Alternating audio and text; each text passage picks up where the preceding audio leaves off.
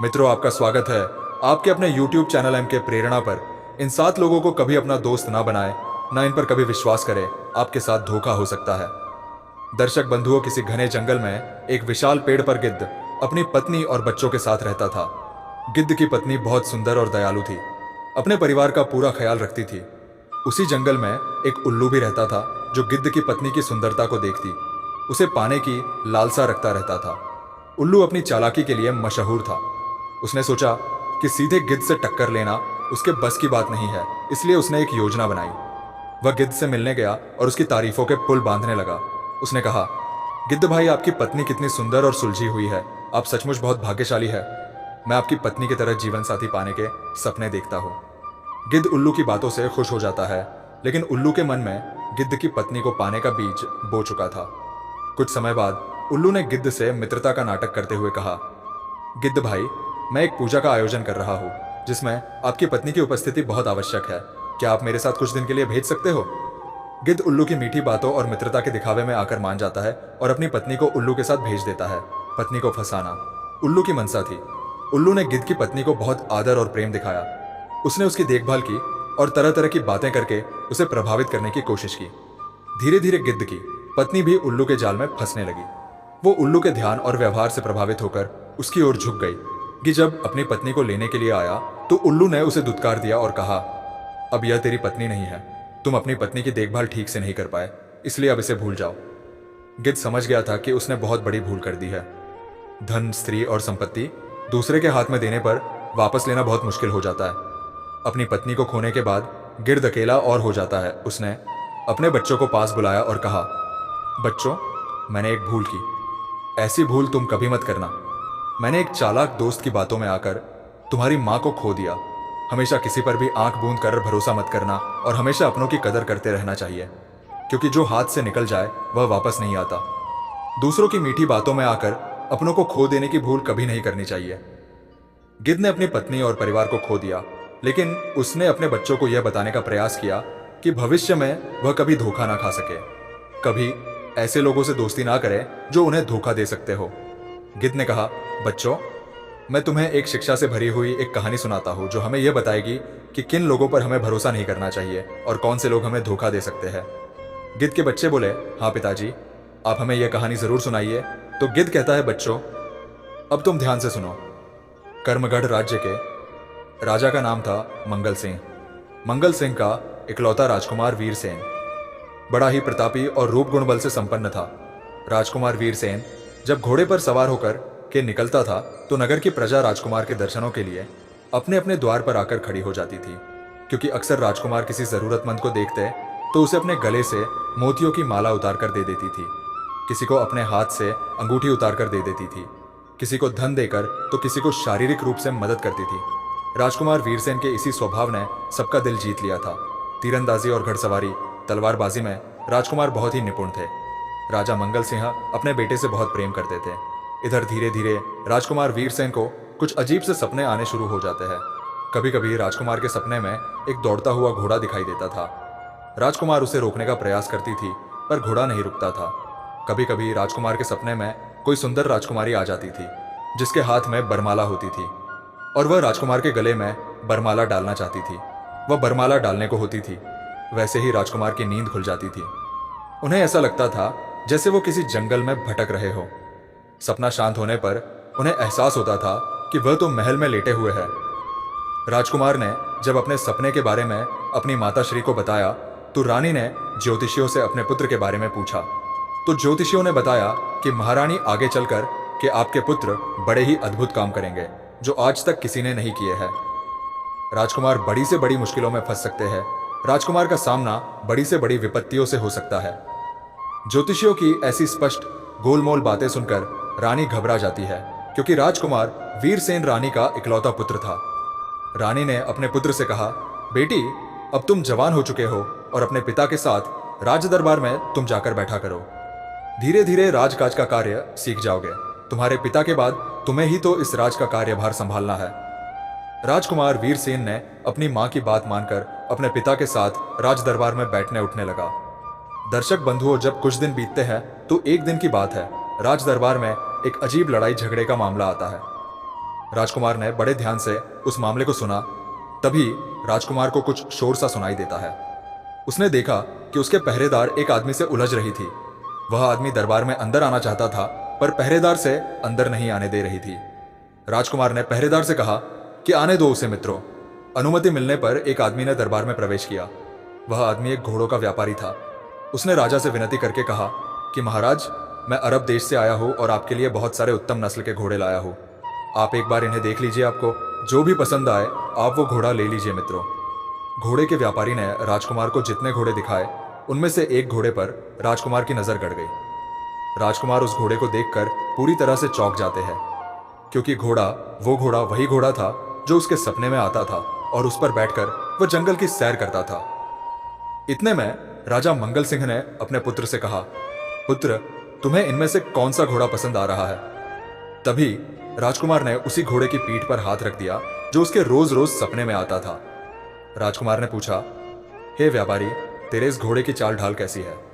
सौदागर ने जवाब दिया, राजकुमार, यह घोड़ा अभी नया है, मैं इसे अभी अभी ही खरीद कर लाया हूँ, मैं इसकी चाल के बारे में आपको कैसे बता सकता हूँ? तब राजकुमार ने कहा, कोई बात नहीं है, मुझे तो यही घोड़ा पसंद है, मैं स्वयं इस खेल के बारे में देख लूंगा। राजकुमार उस घोड़े पर बैठने की कोशिश करने लगा।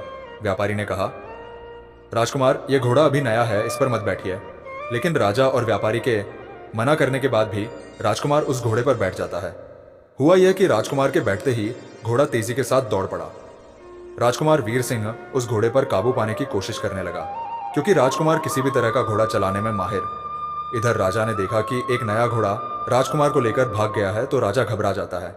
उनके चेहरे पर चिंता की लकीर खींच जाती है। उन्होंने तुरंत अपने मंत्री को आदेश दिया कि मंत्री जी, जल्दी से जल्दी राजकुमार के पीछे सैनिकों को भेजो, हमारे पुत्र पर कोई भी संकट आ सकता है। मित्रों, फौरन राजा के आदेश का पालन हुआ। सेना की एक टुकड़ी जो घोड़सवारों की थी, वो राजकुमार के पीछे घोड़ा लेकर दौड़ पड़े। उस सेना की अगुवाई मंत्री का बेटा अनंगपाल कर रहा था और राजा इस बात से बिल्कुल अनजान था कि मंत्री और मंत्री के बेटे के मन में हमेशा घटिया साजिश चलती रहती थी। आपको बता दें कि मंत्री विद्युत सेन राजा बनने के ख्वाब देखता रहता था, मगर राजा के होते हुए ऐसा संभव नहीं था, तो वो हमेशा इसी मौके की तलाश में रहता था, किसी भी तरह से राजा और राजकुमार की हत्या कर दी जाए। जब घोड़ा राजकुमार को लेकर भाग गया तो यह देखकर मंत्री बड़ा खुश होता है। वह सोच रहा था कि यह घोड़ा राजकुमार को ले जाकर कहीं गहरे खाई खंदक में पटक दे ताकि उसकी मृत्यु हो जाए। मंत्री ने सोचा, जिस बात का वो इतने दिनों से इंतजार कर रहा था, आज जरूर उसकी इच्छा पूरी होने वाली है। घोड़ा पता नहीं राजकुमार को कहाँ लेकर गया होगा। अगर राजकुमार को कुछ हो गया तो राजा तो बिना मौत ही मर जाएगा। घोड़ा आंधी तूफान की तरह दौड़ता भागा जा रहा था। राजकुमार ने उसे रोकने की बहुत कोशिश की, पर वह उसे रोक नहीं पाया। सुबह से शाम हो जाती है। घोड़ा राजकुमार को लेकर एक दूसरे राज्य के जंगलों में पहुंच जाता है। वहां के जंगलों को देखकर राजकुमार चौंक पड़ता है। कहने लगा, अरे ये जंगल तो मैंने सपने में देखा था दोस्तों। चलते चलते घोड़ा एक जगह ठहर जाता है। राजकुमार घोड़े से नीचे उतरा। उसने घोड़े की पीठ थपथपाई और कहा, दोस्त, भागने में तो तू बहुत तेज हो, तुम्हारी चाल बहुत अच्छी है, मगर बहुत जिद्दी मालूम पड़ते हो मित्रों। इधर दोनों थक चुके थे और उन्हें भूख प्यास भी सता रही थी। पानी की तलाश में वो इधर उधर घूमने लगते हैं। थोड़ी दूर पर उसे तालाब नजर आता है। तालाब पर पहुंचकर राजकुमार ने हाथ मुंह धोया, फिर पानी पिया, फिर आसपास निगाह दौड़ाई कि कोई फल वाला पेड़ हो तो कुछ खाने को फल तोड़ ले। तभी अचानक उसे एक शेर के आने की आहट सुनाई देती है। शेर की भयंकर गर्जना से आसपास का पूरा जंगल गूंज उठा। राजकुमार घबरा जाता है क्योंकि शेर उसके पीछे खड़ा था। राजकुमार वीरसेन उस समय निहत्था था। केवल एक कटार उसके पास थी जो हर समय उसके पास रहती थी, लेकिन उससे शेर का मुकाबला कैसे हो सकता था। राजकुमार पेड़ पर चढ़कर शेर से बचने की योजना बना रहा था कि तभी शेर ने उस पर छलांग लगा दी, मगर वो पहले से ही सावधान था। वो एक तरफ को झुककर शेर के हमले को बचा जाता है। जान बचाने का राजकुमार के पास अब एक ही उपाय था। कैसे भी करके वो अपना बचाव करे, किसी पेड़ पर चढ़ जाए, अब तो सीधे मुकाबला करने की बात थी। शेर ने उस पर दोबारा से हमला किया, लेकिन इस बार घोड़ा बीच में आ गया और शेर के पंजे से घोड़ा घायल होकर एक तरफ गिर जाता है। लेकिन राजकुमार वीरसेन शेर के दूसरे हमले से बच जाता है। शेर ने फिर से छलांग लगाई और वह हवा में उछला। इससे पहले कि वह हमला कर पाता, राजकुमार ने देखा कि शेर एकदम से पीछे को गिर जाता है। कुमार को आश्चर्य तो बहुत हुआ जब उसने देखा कि शेर के मुंह में 2 तीर घुसे हुए, उन तीरों के ही प्रहार से शेर वहीं ढेर हो जाता है। इधर राजकुमार ने जब पीछे घूमकर देखा तो उसने देखा कि एक बहुत सुंदर युवती खड़ी थी। वह इतनी सुंदर थी कि राजकुमार तो उसे देखता ही रह गया। इतनी खूबसूरत लड़की उसने आज तक नहीं देखी थी। उस समय वो लड़की किसी युवक की तरह शिकारियों की वेशभूषा में थी। उसके हाथ में धनुष मारता राजकुमार। भीड़ सन उस लड़की को बहुत देर तक देखते रहते हैं। वे उसे अधिक देर तक इसीलिए और देखते हैं क्योंकि वो लड़की वही चेहरा थी जो सपने में राजकुमार के आती थी।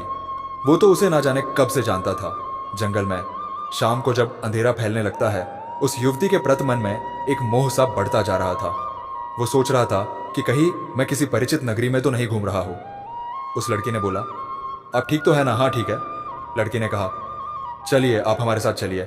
मेरा नाम चित्रलेखा है, पर मेरे बाबा मुझे चित्रा कहते हैं। राजकुमार उस लड़की पर मोहित हो जाता है। घोड़े की लगाम पकड़कर वह उस लड़की के पीछे पीछे चलने लगता है।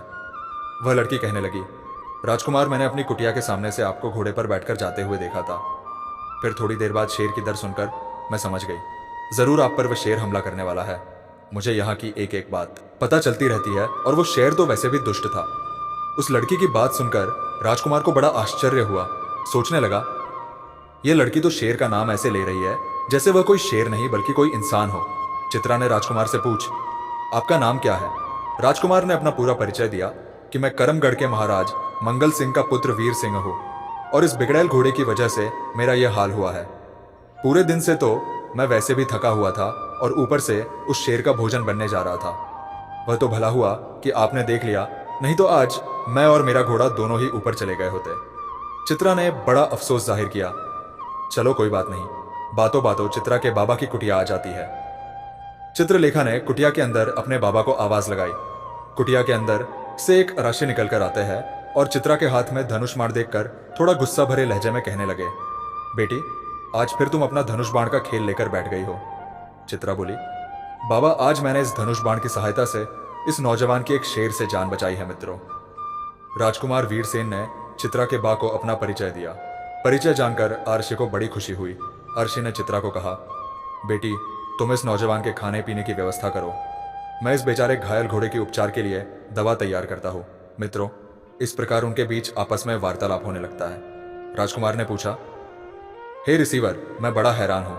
मैं यह देखकर बड़ा हैरान हूँ कि संत महात्मा तो अक्सर पूजा पाठ और तपस्या करते हैं। यह धनु आपने कब और कैसे सीख ली?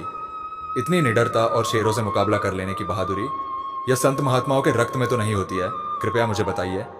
अब आरशी कहने लगे, राजकुमार, यदि तुम पूछते हो तो सुनो, मैं तुम्हें पूरी कहानी सुनाता हूँ।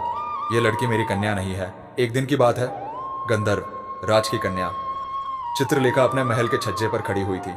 आकाश में इधर उधर अटखेलियां कर रही थी, बादलों की शोभा को निहार रही थी। उसके साथ उसकी सखियां भी खड़ी थी। बड़ा ही मनोरम वातावरण था। सखियां आपस में हंसी ठिठोली कर रही थी। तभी उधर से उड़ता हुआ एक गंधर्व आता है।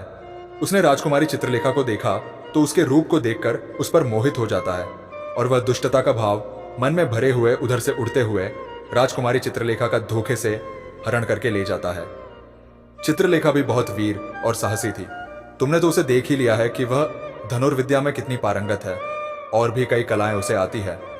लेकिन उस समय अचानक हुए आक्रमण से वह कुछ समझ नहीं पाई, और उसकी सखिया और वे अपने अपने को उस गंधर्व के चंगुल में फंसा देखकर जोर जोर से चिल्लाने लगी। बचाओ बचाओ की आवाज सुनकर उसके पिता गंधर्वराज दौड़ते हुए आते हैं, और उन्होंने अपने प्राणों से प्रिय पुत्री का यह हाल देखा तो वे गुस्से में लाल हो गए। उन्होंने तुरंत उस गंधर्व का पीछा किया। जब उसने गंधर्वराज को अपना पीछा करते हुए देखा तो वह बुरी तरह से घबरा उठा, और वो इसे मेरे आश्रम के समीप छोड़कर भाग गया। उधर से पीछा करते करते गंधर्वराज भी यहाँ आ पहुंचे। उन्होंने मेरे आश्रम में चित्रलेखा को देखा तो कहा, आर्शिवर, मैं उस दुष्ट गंधर्व को सबक सिखाने जा रहा हूँ। मैं जब तक उससे प्रतिशोध नहीं ले लूंगा तब तक मेरी आत्मा को शांति नहीं मिलेगी। उसने मेरी बेटी की प्रतिष्ठा पर हाथ डाला है, चाहे कुछ भी हो जाए। मैं उसे छोड़ूंगा नहीं, क्योंकि उसने मेरे घर की इज्जत पर हाथ डाला है। जब तक मैं ना लौटूं तब तक आप मेरी इस बेटी का ध्यान रखिएगा। उधर गिद्ध अपने बच्चों से कहता है, बच्चों, इसके बाद आगे क्या होता है? ध्यान देकर सुनो। वह गंधर्व राज अर्षि से कहकर चला गया कि अगर मैं ना लौटूं तो समझ लीजिएगा कि मैं मर गया। तब आप मेरी बेटी का विवाह कर देना, और हाँ, मेरी बेटी का उसी से विवाह करना जो प्रकाया प्रवेश की विद्या जानता हो। राजकुमार ने पूछा, यह कौन सी विद्या होती है? आर्षि कहने लगे, यह विद्या वह है जिसमें योग साधना के द्वारा अपने शरीर को छोड़कर दूसरे व्यक्ति के शरीर में आत्मा प्रवेश कर जाती है और वो मृत व्यक्ति भी जीवित हो जाता है। यह विद्या गंधर्व को आती है और मनुष्य को यह विद्या नहीं आती, क्योंकि मनुष्य में इतनी तीव्र प्राण शक्ति नहीं होती है। मनुष्य को इसे प्राप्त करने के लिए बहुत ही कष्ट उठाना पड़ेगा, और तब जब कोई उसे सिखाने वाला मिल जाएगा तभी सीख पाएगा। राजकुमार कहने लगा, मुनिवर चित्रा के साथ मैं विवाह करने के लिए तैयार हूं और मैं ये विद्या भी सीख लूंगा।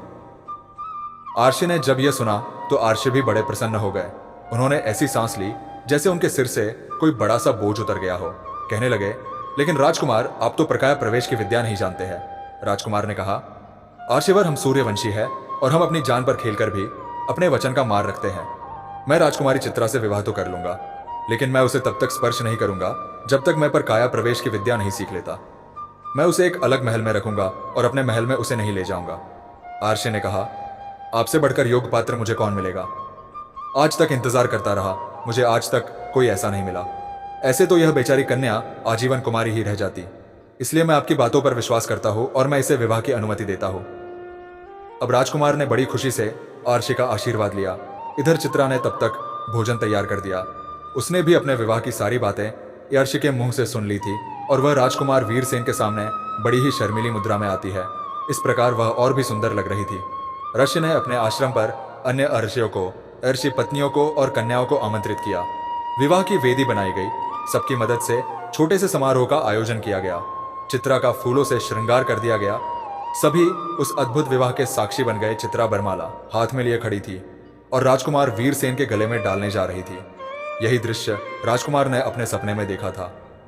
राजकुमार को ऐसा लग रहा था जैसे अभी वो जाग जाएगा और वह सपना टूट जाएगा, क्योंकि वह हमेशा इसी सपने को देखता था तो उसकी आंख खुल जाती थी। इस प्रकार चित्रा ने बरमाला राजकुमार के गले में पहना दी। राजकुमार के साथ उसके फेरे हुए जैसे ही उसकी शादी हो गई, उसी समय राजकुमार को ढूंढते हुए उसके सैनिकों की टुकड़ी वहां आ जाती है। उधर दुष्ट मंत्री के पुत्र ने जब यह दृश्य देखा तो वह बड़ा चकित रह गया। उसकी निगाह जब राजकुमारी चित्रा पर गई तो वह ठगा सा रह जाता है। ऐसा अद्भुत सौंदर्य, ऐसा मनमोहक रूप उसने अभी तक नहीं देखा था। वह हैरान रह गया। पहली नजर में ही वो उस पर लट्टू हो गया। उसने मन ही मन प्रतिज्ञा की कि चाहे कुछ भी हो जाए, मैं इस रूप की रानी को तो हासिल करके ही रहूंगा मित्रों। इधर वह बड़े ही विनम्र भाव से बोला, राजकुमार, आपको ढूंढते ढूंढते तो हम दुखी हो गए, और यहाँ तो जंगलों में मंगल हो रहा है, यहाँ तो राजकुमार का विवाह हो रहा है, और देखो सहयोग से हम लोग भी सही समय पर आ गए। शादी के बाद सभी ने चित्रा को विदाई दी। राजकुमार वीरसेन चित्रा को घोड़े पर बैठाकर अपने नगर को लौट पड़ता है। नगर में पहुंचने पर इधर रानी को खबर मिलती है कि उनका बेटा विवाह रचाला आया है, तो वह हाथों में थाल लेकर रानी द्वार पर स्वागत के लिए आती है। उधर राजकुमार ने अपनी पत्नी बगीचे वाले महल में ठहरने को कह दिया। उधर राजकुमार अपनी माता से सारी बात बताते हैं और उस शर्त के बारे में भी बताते हैं जो आर्षि ने उसे बताई थी। यह देख करके अनंगपाल बड़ा आश्चर्य में पड़ जाता है। उसने सोचा जरूर कोई बात है। उसने राजकुमार से पूछा तो राजकुमार ने सबको सच सच बता दिया कि राजकुमारी से मेरा स्पर्श तभी हो सकता है जब मैं प्रकाया प्रवेश वाली विद्या सीख जाऊंगा। मित्रों, ये बात सुनकर मंत्री के बेटे अनंगपाल की आंखें चमक उठती है। सोचने लगा, अगर ऐसी बात है राजकुमारी उसी से विवाह करेगी जो प्रकाया प्रवेश वाली विद्या जानता होगा, तो क्यों ना जहां राजकुमार यह विद्या सीखेगा, मैं भी वही छुपकर यह विद्या सीख लूंगा। राजकुमार बड़ा ही निर्मल मन का व्यक्ति था। उसने सपने में भी नहीं सोचा था कि उसके साथ रहने वाला मंत्री पुत्र उसके विरुद्ध षड्यंत्र रच रहा है या उसका कुछ अहित करना चाहता है। इधर राजकुमार ने अपनी मां को सारी कहानी कह सुनाई और यह भी बताया, मां, इसी राजकुमारी को मैं सपने में देखता था और मित्रों महारानी यह देखकर खुश हो जाती है। उधर राजकुमारी चित्रा बगीचे वाले महल में रहती है। इधर चित्रा अपने मन में राजकुमार वीरसेन को याद कर रही थी और सोच रही थी, यह कैसा विवाह है जो मुझे मेरे पति ने एकांत महल में छोड़ दिया है। तभी राजकुमार का महल में प्रवेश होता है। चित्रा राजकुमार को देखकर प्रसन्न होती है और उसने उठकर वीरसेन का स्वागत किया। राजकुमार ने पूछा, राजकुमारी, आपको यहाँ कोई कष्ट तो नहीं है? चित्रा ने हल्की मुस्कान के साथ कहा, नहीं, कोई कष्ट नहीं है, लेकिन मैं यह सोच रही हूं कि क्या हम आजीवन एकाकी जीवन व्यतीत करेंगे, क्यों ना हम यह शर्त हटाते चले। चलो, मैं ही हटा देती हूं और आप इसके विषय में चिंतित ना हो। यह सुनकर राजकुमार ने आश्चर्य होकर पूछा, कैसी बात कर रही हो? यह तो तुम्हारे पिताजी की शर्त थी, तो उनकी बात का अनादर कैसे कर सकते हैं? दूसरी बात, हम क्षत्रिय लोग हैं और अपने वचन का पालन करना जानते हैं। जब मैंने वचन दे दिया तो उसको पूर्ण करके ही छोड़ूंगा। और ये क्या बोलती हो कि एकाकी जीवन बिताना होगा? ये विवाह तो बै माता ने ही रचा था, नहीं तो हमें ऐसे सपने क्यों आते? हमें तुम्हें तो मिलना ही था, इसलिए किसी बात का दुख मत करो। ये सुनकर चित्रा ने ठंडी सांस ली और बोली, ठीक है, आप जैसा ठीक समझे। एक बात और कहना चाहती हूँ। राजकुमार ने कहा, हाँ कहिए। तब चित्रा कहती है, आपका यह मंत्री मुझे अच्छा व्यक्ति नहीं मालूम होता है। इसकी आंखों में एक जो वासनायुक्त चमक दिखाई देती है, मेरे पर तो उसकी दृष्टि अच्छी नहीं लगती है। तभी राजकुमार हंसकर बोला, राजकुमारी, अत्यधिक चिंता करने के कारण तुम ऐसा सोच रही हो। मैं उसे बचपन से जानता हूं, वैसा नहीं है। राजकुमार ने उसको आश्वासन देते हुए कहा, तुम चिंता मत करो, सब ठीक हो जाएगा मित्रों। उसके बाद राजकुमार उसकी सेवा में दास दस्युओं को तैनात कर देता है और महल की पहरेदारी की अच्छे से व्यवस्था करके वहां से अपने महल में चला जाता है। दरबार सजा हुआ था। सभी मंत्रीगण और दरबारी अपने अपने स्थान पर बैठे हुए थे।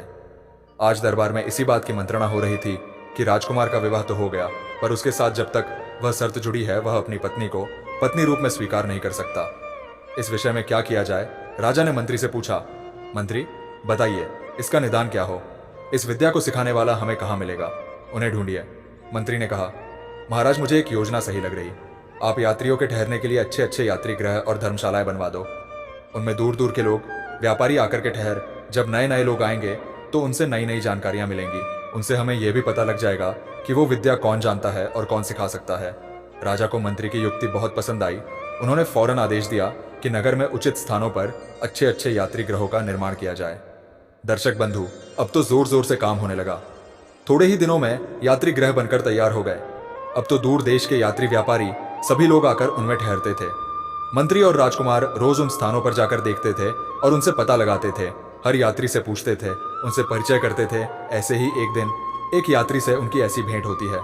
उसने बताया कि कई दिनों की यात्रा करके वह हिमालय प्रदेश से इधर आया है और रेशमी कपड़ों का व्यापार करता है। बातों बातों में उस व्यापारी ने बताया कि ऐसा कोई देश नहीं है जहां उसने घूमा ना हो। कई आश्चर्यजनक चीजें देखी है। तब राजकुमार ने कहा, क्या तुमने ऐसे व्यक्ति को देखा है जो प्रकाया प्रवेश जानता हो? व्यापारी जरा भी आश्चर्यचकित और विचलित नहीं हुआ। उसने कहा, हाँ राजकुमार, मैं जानता हूं। तब उस व्यापारी ने बताया कि उस विद्या को जानने वाले एक तपस्वी है। उनकी उम्र का तो सही सही पता नहीं है। शायद वह 100 वर्ष के भी हो सकते हैं या उससे कम ज्यादा भी। हिमालय पर्वत की पहाड़ियों में एक कंदरा में रहते हैं। सिर्फ आपको उनका पता लगाना होगा। उस स्थान का पता तो मैं बता सकता हूँ। मैंने उनके तपस्या बल के बारे में काफी सुना है और एक बार मैंने उनके दर्शन भी किए हैं, लेकिन इतनी आसानी से उनके दर्शन नहीं होते। यह सुनकर राजकुमार बड़ा प्रसन्न होता है और उसे धन्यवाद देकर अपने महलों में आ जाता है और अपने माता पिता को सारी बात बताता है। राजकुमार की बात सुनकर महारानी चिंतित हो उठी। अपने इकलौते पुत्र को वो उस बीहर जंगल में कैसे भेजते? लेकिन राजा ने उसे आश्वस्त किया और राजकुमार के जाने की तैयारियां शुरू कर दी। उधर मंत्री विद्युत सेन और उसके बेटे अनंगपाल को जब इस बात का पता चला कि राजकुमार को उस व्यक्ति का पता चल गया है, तो वो बेचैन हो उठा। वो तुरंत राजकुमार के पास आता है और कहा कि राजकुमार, मैंने सुना है कि आपको परकाया प्रवेश की विद्या जानने वाले व्यक्ति का पता चल गया है। राजकुमार ने कहा, हाँ, मैं उसे ही तो सीखने जा रहा हूँ। मंत्री का बेटा बोल पड़ा, तो मित्र, मैं भी आपके साथ चलूंगा। राजकुमार ने कहा, तुम जाकर क्या करोगे? तब मंत्री का पुत्र कहने लगा, आज तक मैंने कभी आपको विपत्ति में अकेला नहीं छोड़ा है। हमेशा मैं आपके साथ रहता हूँ। और जब वहां आप जा रहे हैं तो वहां तो बिल्कुल निर्जन स्थान है। कोई भी विपत्ति आ सकती है, एक से भले 2 होते हैं। इतना कहकर वह सीधे महारानी के पास पहुंचता है और बोला, महारानी जी, आप ही बताइए, युवराज इतनी दूर अकेले जा रहे हैं। अगर कोई मुसीबत आ गई, कोई विपत्ति आ गई, अगर मैं राजकुमार के साथ रहूंगा तो हम दोनों मिलकर उस मुसीबत का सामना कर सकते हैं। अगर कोई विपत्ति आई तो मैं अपने प्राण देकर भी राजकुमार की रक्षा करूंगा। महारानी ने कहा, ऐसा ही हो। उन्होंने राजकुमार को आदेश दे दिया, बेटा, तुम अनंगपाल को अपने साथ जरूर ले जाना। जब आज्ञा मिल गई तो फिर रुकने का तो सवाल ही नहीं उठता। उन्होंने जाने की पूरी तैयारियां कर ली। राजकुमार चित्रा से विदा लेने आता है। उसने चित्रा को बताया कि उसे परकाया प्रवेश की विद्या सिखाने वाले का पता चल गया है। अब मैं वही विद्या सीखने जा रहा हूं और मेरे साथ मंत्री का बेटा भी जा रहा है। मित्रों, अनंगपाल का नाम सुनते ही चित्रा कहने लगी, राजकुमार, आप उसे लेकर मत जाइए। वह आपके साथ धोखा कर सकता है। वह एक धोखेबाज व्यक्ति मालूम पड़ता है। राजकुमार ने कहा, यह आपका भ्रम है राजकुमारी, ऐसा कुछ नहीं है।।। चित्रा बेबस होकर चुप हो जाती है और उसने अनमने ढंग से कहा, ठीक है, जैसी आपकी मर्जी, जैसा आप ठीक समझे, लेकिन फिर भी मैं यही कहूंगी, आप उससे सावधान रहिएगा। वह आपके साथ जरूर धोखा करेंगे। चित्रा ने राजकुमार को आगाह किया था, लेकिन राजकुमार ने उसकी बात को नहीं माना और अनंगपाल को साथ लेकर वहां से विदा ली। आगे जाने के लिए उन्होंने प्रस्थान किया। मित्रों, इधर गिद्ध अपने बच्चों से कहता है कि जब वे दोनों एक दिशाहीन यात्रा पर निकल पड़ते हैं तो एक कठिन यात्रा शुरू हो जाती है। कई दिनों की यात्रा पर निकल पड़े, पूरे दिन चलने के बाद शाम होने पर किसी गांव या धर्मशाला में ठहर जाते हैं। दूसरे दिन फिर यात्रा शुरू हो जाती है। इस प्रकार चलते चलते कई जंगल, नदियां और नगरों को पार करते हुए वे आगे को बढ़ते गए। राजकुमार का वह घोड़ा भी उसके साथ था जो उसे जंगल में लेकर भाग गया था। वो घोड़ा उसका बहुत साथ दे रहा था। वो बहुत ही अद्भुत नस्ल का घोड़ा था। इस प्रकार कई दिनों की यात्रा के बाद एक दिन वे हिमालय के पर्वतीय क्षेत्रों में पहुंच जाते हैं। उस व्यापारी ने जो भौगोलिक स्थिति बताई थी उसका राजकुमार ने अपने दिमाग में नक्शा बना लिया था और वे उसी के अनुसार पहाड़ी पर चढ़ता जा रहा था। बहुत यत्न के बाद आखिरकार उन्होंने वह कंदरा ढूंढ निकाली। उस गुफा में प्रवेश करते हुए उन्हें एक विचित्र सा आभास हुआ।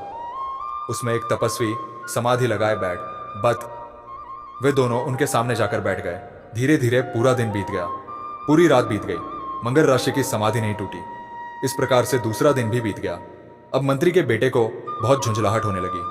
उसने राजकुमार से कहा, मित्र, ये ऋषि ऐसे नहीं जागेंगे, तुम इन्हें आवाज देकर जगाओ। राजकुमार ने कहा, नहीं नहीं, ऐसा मत करना। ये अपने आप ही जब इनकी समाधि टूटेगी तब हम इनसे बात करेंगे, वरना ये गुस्सा हो जाएंगे और कुपित होकर हमें श्राप भी दे सकते हैं।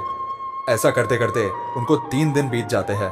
3 दिन के बाद जब तपस्वी की समाधि टूटी तो उनकी दृष्टि हाथ जोड़े हुए वीरसेन पर पड़ती है। उन्होंने कहा, तुम लोग यहाँ क्या कर रहे हो और क्या करने आए हो? वीरसेन ने हाथ जोड़कर कहा, आर्शिवर, मैं आपसे प्रकाया प्रवेश की विद्या सीखने आया हूँ। प्रकाया प्रवेश की विद्या? यह सुन तपस्वी की भ्रिकुटी तन गई। कहने लगे, तुम उसे सीखकर क्या करोगे? तपस्वी ने बड़े ही कड़े शब्दों में पूछा। राजकुमार ने बड़े ही विनयपूर्ण स्वर में कहा, तपस्वी जी, मैं इस विद्या को सीखना चाहता हूं। उसने पूरी कहानी सुनाई कि अगर मैं इस विद्या को नहीं सीखूं तो मैं अपनी पत्नी से कभी मुलाकात नहीं कर सकता। मित्रों, यह सुनकर आर्षि ने ध्यान लगाया और बहुत देर तक किसी सोच विचार में डूबे रहे। फिर उन्होंने अपनी आंखें खोली और कहा कि तू सच कह रहा है पुत्र, तेरे विवाह में यही लिखा था। उसकी प्रेरणा से ही तू यहां आया है। मित्रों, राजकुमार ने तपस्वी के चरण स्पर्श किए और उसके साथ मंत्री के बेटे ने भी। तभी तपस्वी की नजर अनंगपाल पर पड़ती है।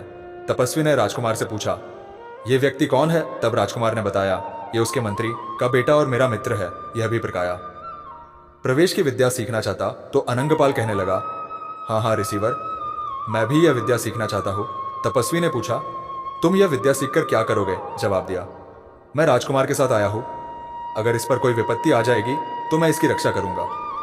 राजकुमार ने भी कहा, हाँ रिसीवर, यह हमारा विश्वास पात्र मित्र है।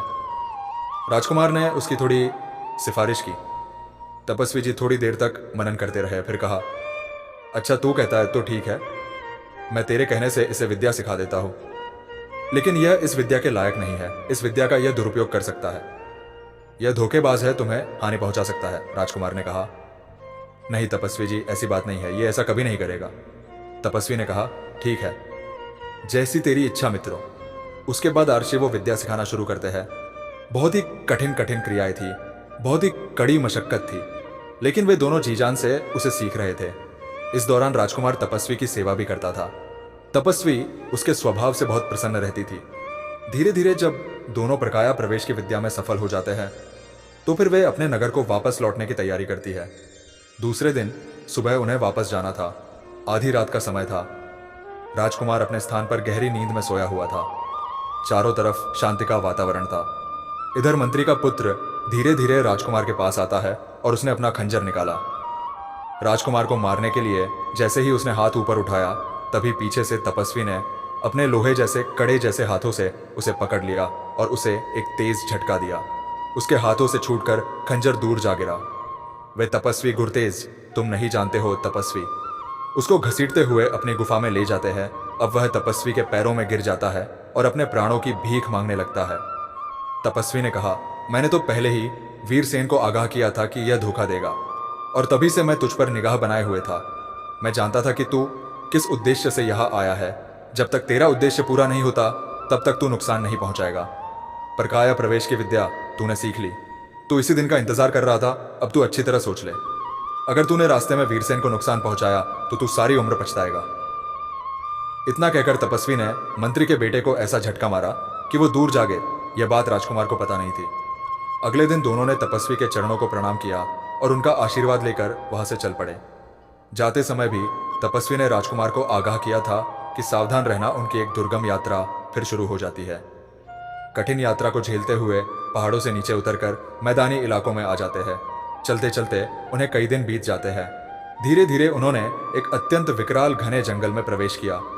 वहां तक आते आते वे बहुत थक चुके थे, इसलिए वे एक जगह पर बैठकर विश्राम करते हैं। तभी मंत्री के बेटे की नजर एक हाथी पर पड़ती है जो मृत पड़ा था। अनंगपाल के दिमाग में खुरापाती योजनाएं चल रही थी। उसने राजकुमार से कहा, राजकुमार, हमने विद्या तो सीख ली, लेकिन अभी तक उसका परीक्षण नहीं किया है। यह कैसे पता चलेगा कि हमने जो विद्या सीखी है वह कामयाब है? बिना आजमाए तो इसका पता नहीं चल सकता। राजकुमार ने कहा, तुम ठीक कहते हो मित्र, क्यों ना इसे आजमाकर देखा जाए। मंत्री के बेटे ने कहा, हाँ मित्र, वह देखो हाथी भी मरा पड़ा है। हम अपनी विद्या इसी पर प्रयोग करते हैं। पहले तुम अपनी विद्या आजमा कर देखो। राजकुमार ने कहा, ठीक है। उसी समय राजकुमार ने अपने शरीर से अपनी आत्मा को निकाला और उस हाथी के शरीर में प्रवेश करा दिया। राजकुमार का शरीर मृत हो गया और वह हाथी जीवित होकर उठ बैठा। पहली बार अपनी विद्या का प्रयोग सफल देखकर उन्हें बड़ी खुशी हुई। राजकुमार उस हाथी के शरीर में आकर उसे जंगल में घूमना चाहता था। उसने मंत्री के बेटे से कहा, मित्र, मैं अभी थोड़ी देर में आता हूं, तब तक तुम मेरे शरीर की जंगली जानवरों से रक्षा करना। उसे क्या पता था कि खतरनाक जंगली जीव जंतुओं से सबसे ज्यादा खतरनाक तो उसका दोस्त है।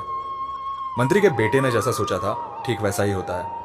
उसकी योजना सफल हो रही थी। उसने मन ही मन खुश होते हुए कहा, ठीक है, आप निश्चिंत होकर जाइए, मैं आपके शरीर की रक्षा करूंगा। आप जितनी देर घूमना चाहे निश्चिंत होकर घूम आइए मित्रों।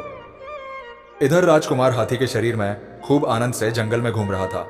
उधर मंत्री के बेटे ने क्या किया, जल्दी जल्दी आसपास से सूखी लकड़ियों के इकट्ठा किया और एक चीता बनाकर तैयार कर ली। उसके बाद उसने योग विद्या से अपनी आत्मा को निकालकर राजकुमार के शरीर में प्रवेश करा दिया। जैसे ही राजकुमार का शरीर उठ बैठा, वैसे ही उसने अपने शरीर को चिता में रखकर आग लगा दी। मंत्री के बेटे का शरीर पूरी तरह से जलकर राख हो गया। मंत्री का बेटा राजकुमार के रूप में अपने राज्य की ओर रवाना हो जाता है। वह जल्दी जल्दी चित्रा के पास पहुंचकर उसे बता देना चाहता था। उधर जब वह हाथी जंगल में घूमने के बाद उसी स्थान पर वापस लौटता है तो वहां का नजारा देखकर उसके पैर तले जमीन खसक जाती है। वह अनंगपाल का कोई अता पता नहीं था। वहां तो सिर्फ एक जलती हुई चिता दिख रही थी जो अब थोड़ी थोड़ी जल रही थी। ना तो उसके शरीर का कहीं अता पता था, ना ही मंत्री के बेटे का। उसका घोड़ा भी वहां से गायब था। वीरसेन के दिमाग में बड़ा जोर का झटका लगा। अब जाकर उसे मालूम हुआ कि अनंगपाल उसके साथ धोखा कर रहा है। उसके दिमाग में एकदम से चित्रा की तस्वीर उभरती है जो उससे कह रही थी कि अपने दोस्त से सावधान रहना, यह धोखा कर सकता है। मित्रों, अब हाथी के शरीर में राजकुमार को एहसास हुआ और कहने लगा, तुम ठीक कहती थी चित्रा, आज मैं धोखा खा गया हूं। मुझे तो मेरे गुरु ने भी सावधान रहने की चेतावनी दी थी। मेरे समझ में फिर भी नहीं आया कि जो मित्र मेरी रक्षा के लिए मेरे साथ आया है वही मेरे साथ धोखा करेगा। राजकुमार अब बहुत मन ही मन पछता रहा था। उसे चिंता हो रही थी कि वह दुष्ट मंत्री का बेटा पता नहीं अब क्या करेगा। चित्रा तो पहले ही कह रही थी कि उसकी नीयत ठीक नहीं है, यदि ऐसा हुआ तो अनर्थ हो जाएगा। हे ईश्वर, चित्रा की रक्षा करना मित्रों। अब तो अपनी बेबसी पर उसकी आंखों से आंसू बहने लग। सोच रहा था पता नहीं अनंगपाल जाकर क्या करेगा। कई तरह की आशंकाएं उसके मन में चल रही थी। मैं उसे किस तरह उसकी मंशा में सफल होने से रोक सकता हूं। यही सोचकर वह नगर की ओर भागने लगता है। किस प्रकार वह अपनी प्राण प्रिया चित्रा के धर्म की रक्षा कर सकता है। क्या सचमुच अनंगपाल चित्रा को हासिल कर लेगा या राजकुमार उसे बचा पाएगा? क्या राजकुमार अपने शरीर में वापस आ पाएगा या नहीं, जानने के लिए हमारी कहानी का दूसरा भाग देखिए जो बहुत जल्द हमारे चैनल पर आने वाला है। एक दोस्त दूसरे दोस्त के साथ किस तरह गद्दारी करता है। आगे आपको यह भी सुनने को मिलेगा कि किस तरह के दोस्तों पर पूरी तरह से विश्वास करना चाहिए। कौन से लोग हमारे विश्वास पात्र बनकर हमारे साथ धोखा देते हैं। ऐसे लोगों की हम पहचान कैसे करें जो हमें धोखा दे सकते हैं। तो ये वीडियो आपके बहुत काम आ सकती है। जानने के लिए हमारा अगला वीडियो जरूर देखें और हमारे चैनल एमके प्रेरणा को सब्सक्राइब जरूर करके रखें। तो चलिए मित्रों, मिलते हैं आपसे अगली वीडियो में। आप सभी का बहुत बहुत धन्यवाद।